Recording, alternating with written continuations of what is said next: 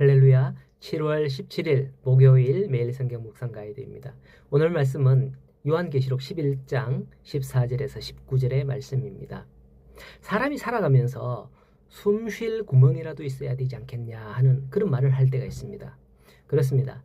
세상은 힘들다 할지라도 이렇게 숨 쉴 구멍이 있는 거예요. 근데 오늘 말씀 14절에 보면 둘째 화는 지나갔으나 보라 셋째 화가 속히 이르리로다 라고 말씀합니다. 둘째 화가 끝나고 숨 쉴 구멍도 없이 바로 셋째 화가 닥치게 된다라는 소리죠. 그것도 속히 이르리로다 라는 단서가 붙어 있습니다. 둘째는 끝났는데 셋째가 저만치 이제 오고 있는 게 아니라 속히 둘째가 끝났는데 또 셋째가 이렇게 되는 거죠. 그런데 오늘 말씀 본문 15절 이하에서 언급된 내용은 셋째 화는 아닌 듯해요. 이것은 장차 이 말 화를 앞두고 하나님의 심판과 구원의 완성을 미리 내다보면서 축하하고 경배하는 그런 내용을 담고 있습니다. 앞서 악인들이 두 정인을 죽인 후에 서로 예물을 주고 잔치를 하고 즐거워했지만은 이미 보았듯 그렇다고 악인들의 세상은 되지는 않습니다. 이내 정인들이 부활하고 악인들에게는 그것이 큰 두려움으로 임했다라고 앞서 말씀했죠. 오히려 이와 같이 심판의 날에 의인들이 하나님의 심판과 구원의 완성이 가까움을 보고 하나님을 경배하며 감사하는 거죠. 여러분, 지금 우리의 행복과 즐거움은 어디에서 오는 걸까요?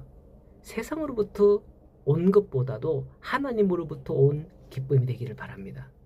그것은 최후 승리의 기쁨이고 영원한 기쁨으로 나아갈 수 있는 기쁨이기 때문이에요.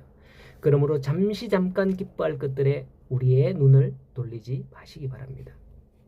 오늘 말씀에 보면 천사들과 24장로들이 하나님의 승리를 찬양한 것은 하나님의 승리가 곧 천국 백성들, 즉 구원받은 성도들의 모두의 승리였기 때문입니다. 천사들과 장로들의 찬양도 그토록 염원하고 바라던 일이 이루어졌기 때문이죠. 기다리고 기다리던 일이 이루어진 때에 그때 심정은 마치 손꼽아 기다리던 어릴 때의 그 생일날 기억나죠? 생일 선물 받는 그런 기쁨과 같은 겁니다. 우리 딸이 고등학교 2학년인데요. 이번 1학기 기말고사에서 지난번보다 성적이 조금 올랐답니다.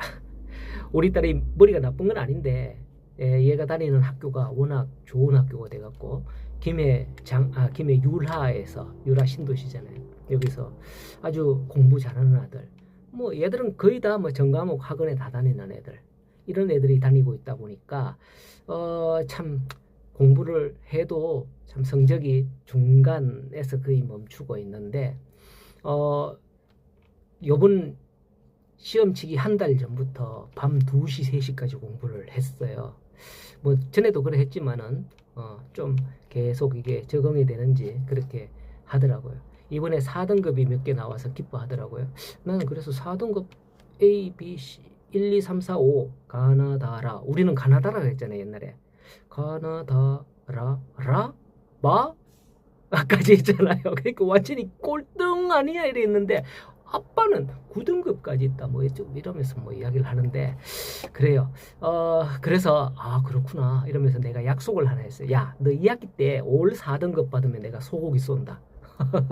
그 약속만 해도 아빠 정말이지 소고기 쏜다 이렇게 약속만 해도 굉장히 기뻐하더라고요. 성도 여러분, 진정한 성도에게 영원한 하나님의 나라는 이렇게 기쁨으로 찬양하는 데서부터 시작됩니다. 하나님의 약속을 믿어 기쁜 거죠. 하나님 이런 약속을 하셨어. 기쁜 거죠. 우리는 그 약속에 따라서 살아가면서 그 소망이 이루어질 때는 더욱더 이와 같이 기뻐할 수 있다는 거죠. 요한계시록에서는 하나님께서 세상을 심판하고 멸하시지만은 그것을 보고 세상 모든 사람들이 두려워할 것이지만 공포에 눌려서 하나님의 백성된 자들이 억지로 찬양하는 게 아니에요. 또 하나님은 무작정 우리에게 야, 너 내 백성이니까 찬양해야 되는 거 아니야? 찬양을 강요하시는 하나님도 아니에요. 어떻게 찬양을 받으시냐? 우리가 찬양을 하도록 그 환경을 만들어 주신다는 거죠. 그때 우리가 마음에서 우러나오는 찬양으로 찬양드리게 되는 거예요. 그 원리를 한번 예를 들자면 할아버지가 손주에게 사랑을 받기 위해서 어떻게 합니까? 사탕이나 어떤 장난감 이런 것들을 주는 거예요. 그걸 가지고 흔들면서 이리와 이러면서 그러면 손주는 할아버지 그걸 할아버지를 보고 넙죽 안기는 게 아니라 할아버지 손에 있는 거 그걸 보고 넙죽 안기는 거죠. 그렇게 하지 않고서는 냄새나는 할아버지에게 오래 하지 않는 거죠. 이와 같이 하나님도 우리에게 그런 환경을 만들어 주시면서 우리의 찬양을 받으시겠구나. 억지로 강요하고 억압해서 우리에게 회초리 들고 너 찬양 안 해? 찬양 안 해? 이렇게 하지는 않는다는 걸 아셔야겠습니다. 자, 18절에 보니까 이제 이방인들이 분노를 합니다. 앞서 성도들이 소망하던 게 이루어지니 시기하는 것일 텐데요. 하나님이 자기들을 심판하시는 것을 보니 분노하는 겁니다. 성도들에게 저렇게 하면서 우리는 왜 이렇게? 또 한 가지 이유는 자기들은 그렇게 심판을 받는데 주의 이름을 경외하는 자들에게는 상을 주시기 때문이에요. 여기서 상을 주신다 그랬는데 전에도 한번 말씀을 드린 적이 있어요. 어떤 분들이 천국이 무슨 상이 있냐, 누구 주고 누구 안 주고 이러면 공평하지 않는 거다, 그건 천국이 아니다, 천국에는 분명히 상이 없다, 이렇게들 이야기하는 주장하는 그런 분들이 몇 있습니다. 하지만 천국에는 분명히 상이 있다고 성경은 우리에게 가르쳐줘요. 마태복음 10장에서 보면 누구든지 제자의 이름으로 소자에게 냉수 한 그릇이라도 대접하면 결단코 상을 잃지 않는다라고 말씀하셨고요. 성경의 제일 마지막 장인 계시록 22장에 보면 보라 내가 속히 오리니 내가 줄 상이 내게 있어 각 사람의 일한 대로 갚아주리라. 하나님께서 이렇게 말씀하셨단 말이죠. 그리고 본문 18절에서도 상을 언급하고 있고 말이죠. 천국이라고 누구나 공평하게 똑같이 대우해야 된다? 그래야 천국이지, 누구는 상 주고 누구는 상 안 주면 그게 차별 아니냐? 이렇게 어떤 이들은 세상의 잣대로 말을 합니다. 그건 공산주의죠. 공산주의의 시초는 러시아잖아요.